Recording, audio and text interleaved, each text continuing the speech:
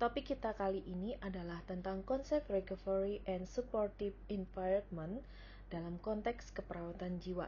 Dan ini merupakan bagian dari mata kuliah keperawatan jiwa 1 dan diberikan kepada mahasiswa S1 keperawatan. Tujuan dari pembelajaran ini yaitu yang pertama, memahami konsep recovery dalam keperawatan jiwa. Yang kedua, menjelaskan prinsip-prinsip supportive environment. Dan yang ketiga, mampu mengintegrasikan kedua konsep tersebut dalam praktik keperawatan sehari-hari.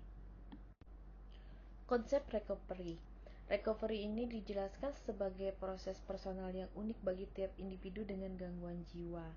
Jadi di proses ini juga menekankan bahwa pasien tetap bisa hidup bermakna meski memiliki keterbatasan. Fokus utamanya harapan, pemberdayaan, partisipasi aktif pasien, serta dukungan dari lingkungan sosial. Untuk harapan sendiri merupakan pondasi dari proses pemulihan. Pasien yang memiliki harapan cenderung memiliki motivasi untuk terus berjuang, walaupun berada dalam kondisi yang sulit ya. Terus perannya kita sebagai perawat apa saja? Kita harus menjadi agen pembawa harapan melalui kata-kata, tindakan, dan sikap positif terhadap potensi pasien untuk pulih.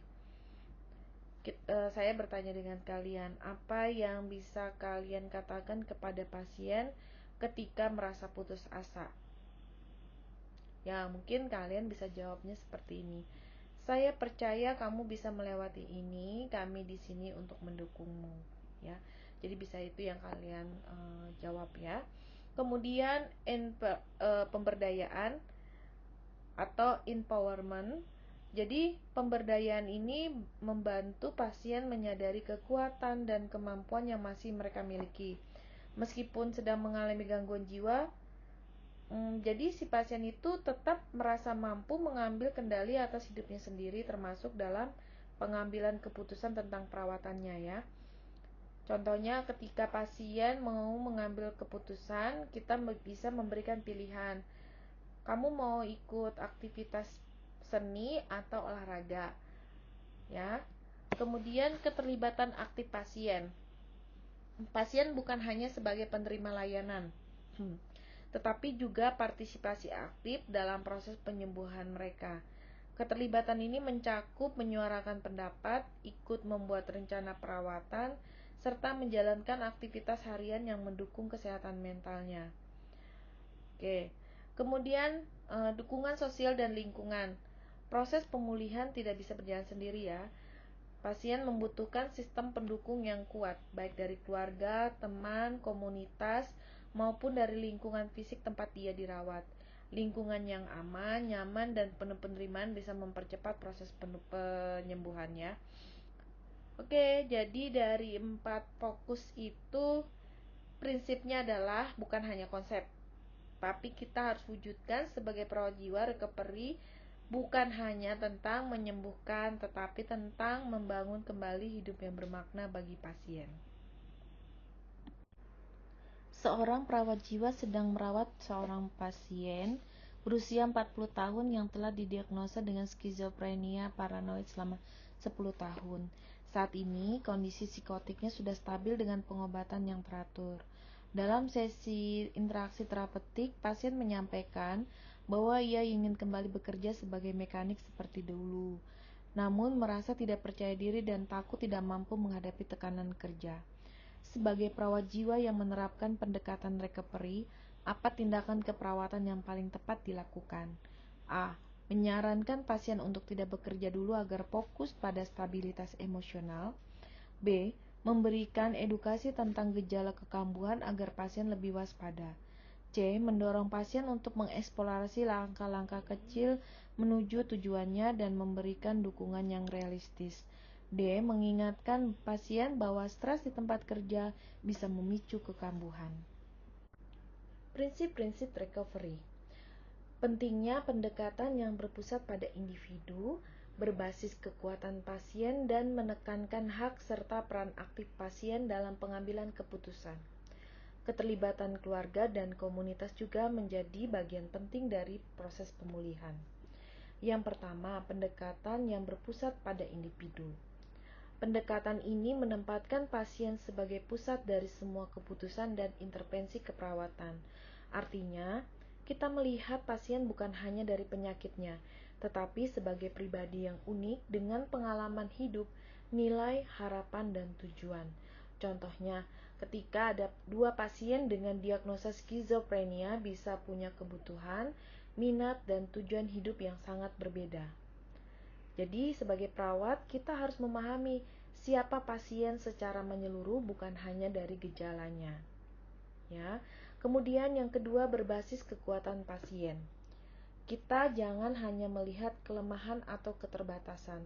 Kita fokus pada apa yang masih bisa dilakukan pasien. Kekuatan itu bisa berupa keterampilan, motivasi, hubungan sosial, spiritualitas, atau bahkan semangat untuk bertahan hidup. Mengapa itu penting? Yang pertama, membantu meningkatkan rasa percaya diri pasien. Mengubah persepsi diri dari saya sakit menjadi saya punya kekuatan. Contohnya, yang bisa kita pakai, pasien yang pernah menjadi guru bisa kita mintai mengajar pasien lain untuk membaca. Atau pasien yang menyukai musik bisa diberdayakan untuk mengelola kegiatan seni. Selanjutnya, menghargai hak dan peran aktif pasien dalam pengambilan keputusan. Pasien berhak ikut serta dalam keputusan tentang perawatan mereka, termasuk pengobatan, aktivitas harian, dan tujuan pemulihan. Keterlibatan ini menunjukkan penghargaan atas martabat dan otonomi pasien. Contohnya, kita dapat menawarkan pilihan, kamu lebih nyaman terapi seni atau relaksasi hari ini. Yang selanjutnya, mengajak pasien diskusi saat menyusun rencana perawatan. Jadi di sini pemulihan jiwa itu bukan hanya soal menormalkan perilaku, tetapi memulihkan martabat, kekuatan, dan harapan pasien. Kita itu hanya bisa terjadi jika kita sebagai perawat benar-benar melihat dan memperlakukan pasien sebagai manusia seutuhnya, bukan sekedar objek perawatan. Mengacu pada American Psychiatric Nurses Association, komponen penting dari recovery meliputi harapan, tanggung jawab diri, penentuan nasib sendiri, peran yang bermakna dalam kehidupan, dan sistem dukungan yang kuat. Yang pertama, harapan. Recovery dimulai dari harapan. Tanpa harapan, pasien akan merasa tidak ada alasan untuk bangkit. Perawat memiliki peran penting sebagai pembawa harapan melalui sikap positif, kata-kata yang mendukung, dan teladan yang membangkitkan semangat. Contoh konkretnya, kamu bisa mengucapkan seperti ini, kamu bisa pulih dan menjalani hidup yang kamu inginkan. Terus kita dapat memberitahu pasien tentang orang lain yang berhasil pulih dari gangguan serupa. Ya. Yang kedua, tanggung jawab diri atau self responsibility. Pasien tidak hanya dibantu, tetapi juga didorong untuk bertanggung jawab atas proses pemulihannya sendiri. Ini termasuk untuk menjaga rutinitas, minum obat dengan teratur, dan mengenali tanda-tanda kekambuhan. Peran perawat memberikan edukasi tentang penyakit dan perawatan. Mendorong pasien menyusun jadwal harian sendiri. Contoh praktiknya, pasien membuat daftar aktivitas yang membuatnya merasa lebih baik, lalu menerapkannya setiap hari. Penentuan nasib sendiri atau self-determination. Recovery adalah proses yang ditentukan oleh pasien sendiri. Mereka berhak menentukan tujuan, nilai, dan pilihan pengobatan. Tugas perawat adalah mendukung, bukan memaksa. Memberi pilihan, kamu ingin mengikuti terapi seni atau terapi musik hari ini. Mendengarkan pendapat pasien sebelum menyusun rencana intervensi. Ya. Yang berikutnya, peran yang bermakna dalam kehidupan, meaningful roles. Ya. Orang dengan gangguan jiwa tetap memiliki potensi untuk menjalani peran sosial yang bermakna, seperti menjadi teman, orang tua, pekerja, atau sukarelawan. Kembali ke perannya tersebut dapat memulihkan rasa harga diri dan tujuan hidup. Contohnya, membantu pasien melatih keterampilan kerja ringan, mendorong pasien ikut serta dalam kegiatan sosial komunitas. Ya. Ini juga bisa jadi simulasi diskusi kita juga di role play kalian. Apa saja peran yang bisa kita bantu untuk mengembalikan kepada pasien dan bagaimana caranya, ya. Kemudian yang selanjutnya, sistem dukungan yang kuat atau support system. Tidak ada yang pulih dengan sendiri. Keluarga, teman, komunitas, dan tenaga kesehatan ini berperan penting dalam mendampingi pasien. Dukungan sosial memberikan rasa diterima, aman, dan tidak sendirian dalam perjuangan. Perannya kita apa? Mendorong keterlibatan keluarga dalam terapi, menghubungkan pasien dengan kelompok pendukung atau komunitas lokal. Contohnya menyelenggarakan seksi konseling keluarga, menyediakan grup terapi sebaya di rumah sakit jiwa. Ya, jadi dari 5 komponen itu bukan hanya teori, tapi ini merupakan kerangka nyata yang membantu kita dalam membangun proses pemulihan yang manusiawi.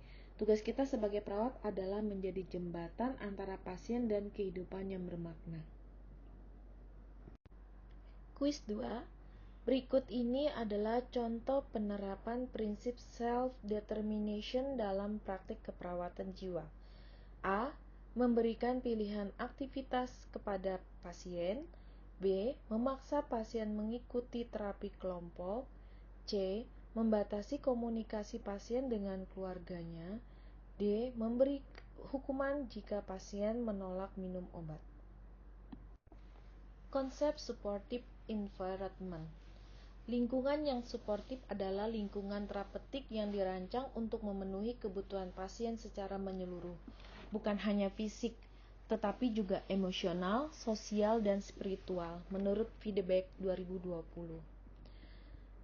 Contohnya saja, bayangkan kalian sedang menghadapi stres berat, lalu kalian berada di ruangan yang panas, bising, tidak ada orang yang mendengarkan, dan kalian tidak boleh beribadah atau berbicara dengan keluarga. Apakah kalian merasa tenang? Enggak kan? Nah, bagi pasien gangguan jiwa, menciptakan lingkungan yang mendukung adalah bagian dari terapi itu sendiri. Mengapa lingkungan suportif penting bagi pasien jiwa? Yang pertama, mendukung proses pemulihan.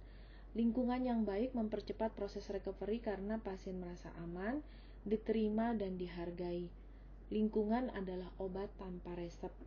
Lingkungan yang tenang dan teratur bisa meredakan kecemasan dan stres. Yang kedua, mengurangi risiko perilaku agresif atau kekambuhan. Pasien yang merasa tidak nyaman atau terancam lebih mudah mengalami agitasi, isolasi diri, atau kekambuhan. Yang ketiga, meningkatkan hubungan terapeutik. Ketika pasien merasa diterima di lingkungannya, ia lebih terbuka untuk membangun kepercayaan dengan perawat atau tenaga kesehatan lainnya. Kemudian feedback juga sudah menjelaskan ya, ada 4 aspek lingkungan suportif. Yang pertama, fisik, ventilasi yang baik, pencahayaan alami, keamanan ruangan, serta kenyamanan tempat tidur. Jendela yang bisa dibuka, ruangan terang, tidak penuh atau sesak. Ya. Yang kedua, emosional. Adanya komunikasi yang empatik dan suportif antara pasien dengan perawat. Contohnya, perawat mendengarkan tanpa menghakimi, memberi dukungan emosional saat pasien merasa cemas. Yang ketiga, sosial. Kesempatan untuk berinteraksi secara positif dengan orang lain. Contohnya, aktivitas kelompok seperti terapi seni, diskusi ringan, permainan rekreatif. Yang keempat, spiritual. Ketersediaan ruang ibadah, kebebasan menjalankan praktik keagamaan. Contohnya jadwal sholat, tempat ibadah, mendatangkan rohaniawan bila diperlukan. Oke, jadi kesimpulannya, lingkungan itu bukan sekedar tempat, tapi merupakan bagian dari terapi. Tugasnya kita apa sebagai perawat jiwa? Adalah menciptakan ruangan yang tidak hanya aman dan bersih, tetapi juga penuh empati, dukungan, dan harapan. Karakteristik supportive environment. Lingkungan tempat pasien jiwa dirawat bukan hanya ruang fisik, tetapi juga merupakan bagian penting dari proses terapi. Kalau lingkungannya mendukung secara psikologis, sosial, dan emosional, maka proses pemulihan bisa berjalan lebih cepat dan efektif. Karakteristik utama lingkungan yang mendukung: pertama, aman dan bebas ancaman. Pasien jiwa sangat membutuhkan rasa aman. Lingkungan yang tidak aman bisa memicu kecemasan, agresivitas, bahkan kekambuhan.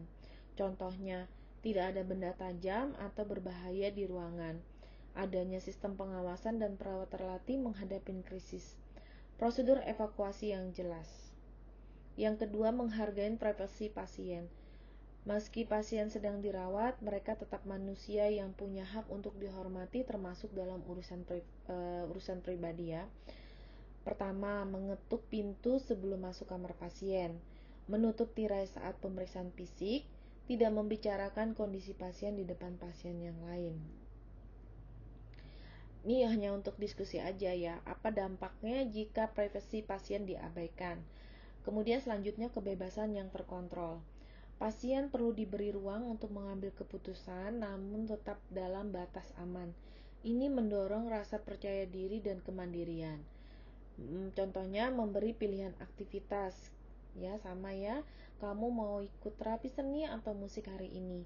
Pasien diperbolehkan jalan-jalan di taman rumah sakit dengan pengawasan. Yang selanjutnya, aktivitas sosial dan rekreasi. Pasien membutuhkan interaksi dan hiburan agar tidak merasa terisolasi atau bosan. Aktivitas rekreatif juga membantu menyalurkan emosi secara sehat, seperti terapi kelompok, kegiatan seni, olahraga ringan, atau nonton bersama, permainan papan atau sesi diskusi santai antar pasien. Yang kelima, dukungan emosional. Pasien membutuhkan perawat yang bukan hanya merawat secara fisik, tetapi mendukung secara emosional, mendengarkan, memahami, dan hadir sebagai manusia. Contohnya, mendengarkan keluh kesah pasien tanpa menghakimi, memberi motivasi dan semangat saat pasien merasa sedih atau cemas. Jadi, sebagai perawat jiwa, tugas kita bukan hanya memberi obat atau menjaga keamanan, tetapi juga membangun suasana penyembuhan. Supportive environment adalah pondasi agar pasien merasa dihargai, dilindungi, dan didampingi menuju pemulihan. Kuis 3. Contoh penerapan prinsip menghargai privasi pasien dalam praktik keperawatan jiwa adalah: A. Memanggil nama lengkap pasien keras-keras di depan umum. B. Membiarkan pintu kamar pasien terbuka selama pemeriksaan. C. Membicarakan kondisi pasien di lorong dengan perawat lain. D. Mengetuk pintu sebelum masuk kamar dan menutup tirai saat pemeriksaan. Mungkin di atas sudah banyak dijelaskan ya, tapi ini lebih detailnya. Lingkungan yang suportif bukan hanya soal bangunan fisik atau aturan di rumah sakit. Lingkungan itu harus bisa menyentuh kebutuhan pasien sebagai manusia seutuhnya, baik secara fisik, psikologis, sosial, maupun spiritual. Fisik tadi sudah ya. Aspek fisik itu mengacu pada kondisi tadi, tempat pasien berada, apakah cukup terang, ventilasinya baik, aman dari benda berbahaya, dan memberikan kenyamanan secara fisik.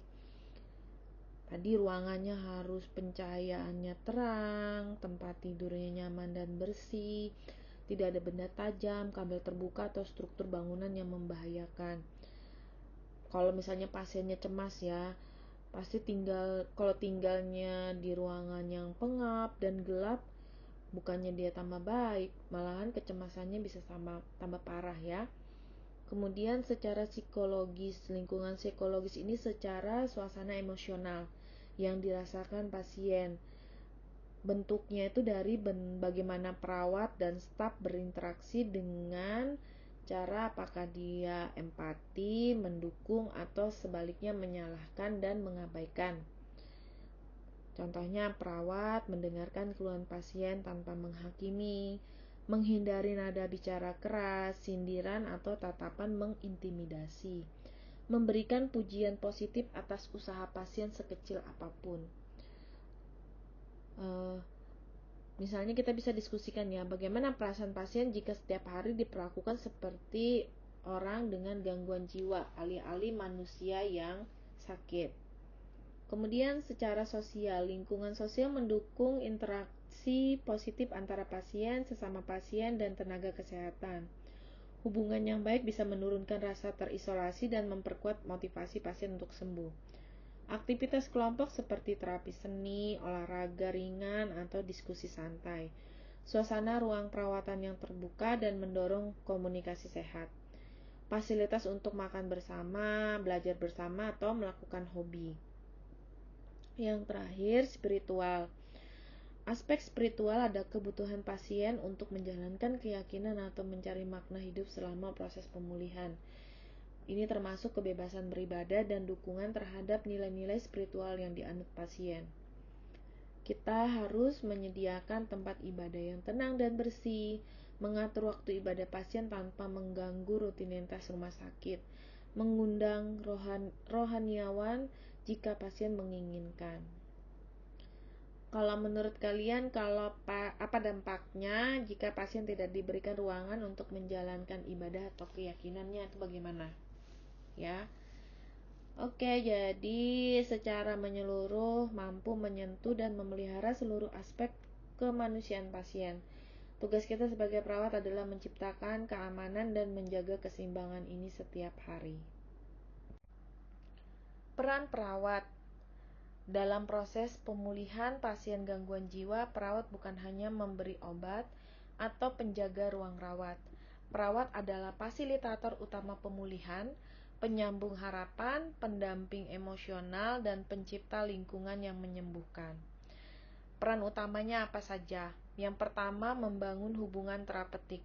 Hubungan terapeutik adalah hubungan profesional yang dibangun dengan empati, kepercayaan, dan komunikasi yang mendalam antara perawat dan pasien.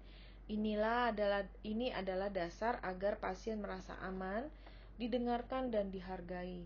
Contohnya, menyapa pasien dengan nama, mendengarkan dengan penuh perhatian tanpa menghakimi, menunjukkan kesabaran saat pasien mengalami halusinasi atau delusi.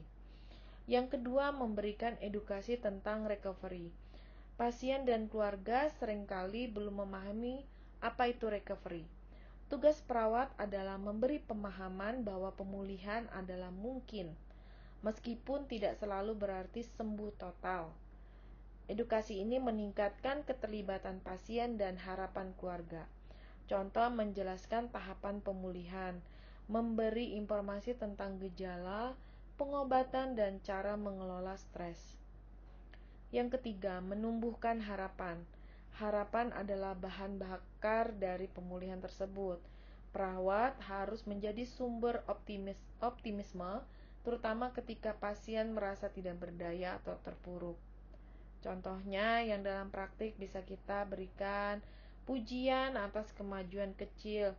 Hebat, kamu bisa menyelesaikan aktivitas hari ini. Hindari kata-kata yang melemahkan seperti kamu akan begini selamanya. Berikutnya, menciptakan lingkungan yang mendukung. Perawat berperan aktif menciptakan lingkungan fisik dan emosional yang aman, nyaman, dan mendukung proses pemulihan. Tindakannya kita menjaga keamanan ruangan dari benda berbahaya, memastikan pasien mendapatkan waktu ibadah dan aktivitas sosial. Yang kelima, mengajak pasien terlibat dalam aktivitas harian. Aktivitas harian seperti merapikan tempat tidur, melukis, atau berbicara dalam kelompok adalah bagian dari terapi. Perawat mendorong pasien untuk aktif karena keterlibatan ini meningkatkan rasa memiliki, tanggung jawab diri, dan identitas positif. Contohnya menyusun jadwal aktivitas harian bersama pasien, mengajak pasien ikut dalam kegiatan seni, olahraga ringan, serta diskusi.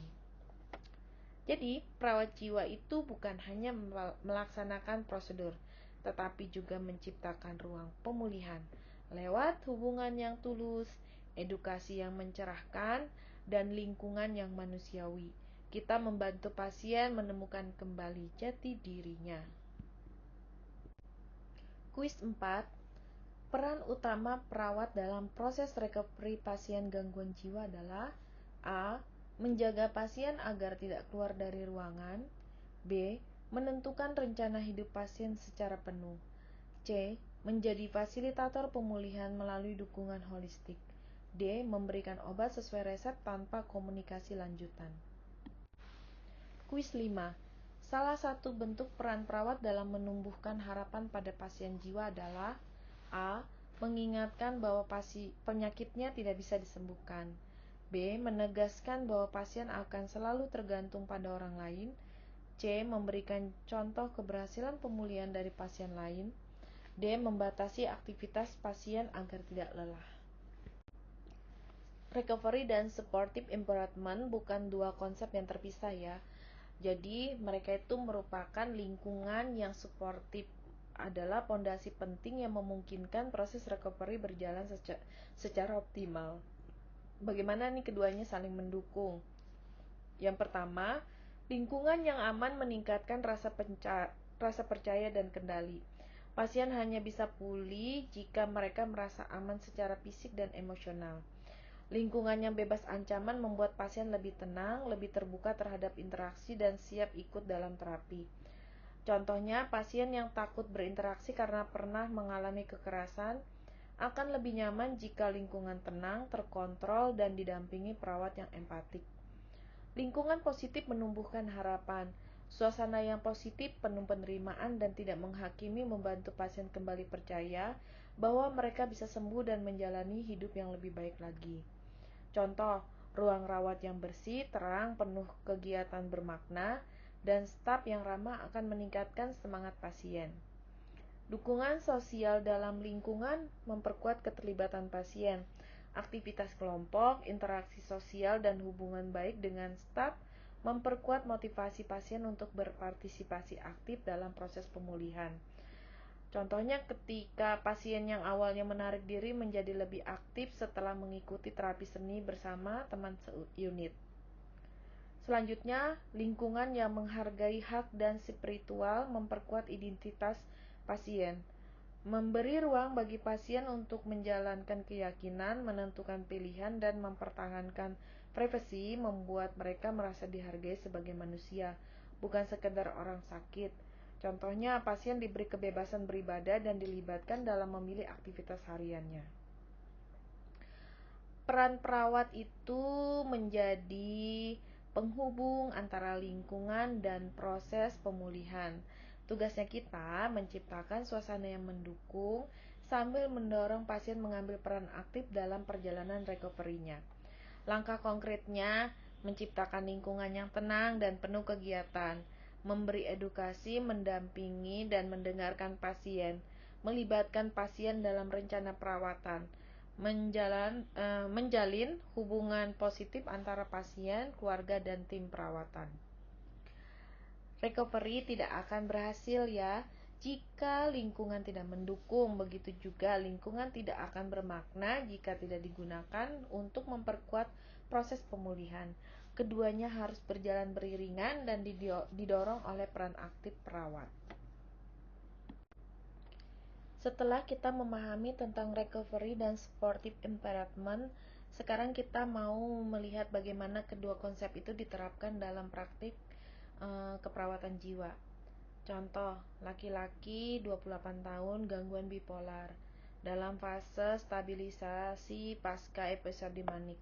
Mudah cemas, fluktuasi emosi, sulit fokus, mudah bosan. Tujuan perawatannya menjaga stabilitas emosi, meningkatkan motivasi dan kualitas hidup, serta mencegah kekambuhan. Aplikasinya bagaimana? Yang pertama, memberikan aktivitas yang bermakna. Pasien diberi kesempatan untuk mengikuti kegiatan harian yang sesuai dengan minatnya, misalnya menggambar, menulis jurnal, atau terapi musik. Kegiatan ini bukan sekedar hiburan, tapi juga media ekspresi diri dan sarana pemulihan. Contohnya, terapi seni untuk mengekspresikan emosi, menulis jurnal harian untuk melatih kesadaran diri atau self-awareness, berkebun atau merawat tanaman sebagai bentuk mindfulness. Yang berikutnya, aplikasi konsep supportive environment menyediakan ruang yang aman dan nyaman. Pasien ditempatkan di ruangan yang tenang, terang, dan bebas gangguan.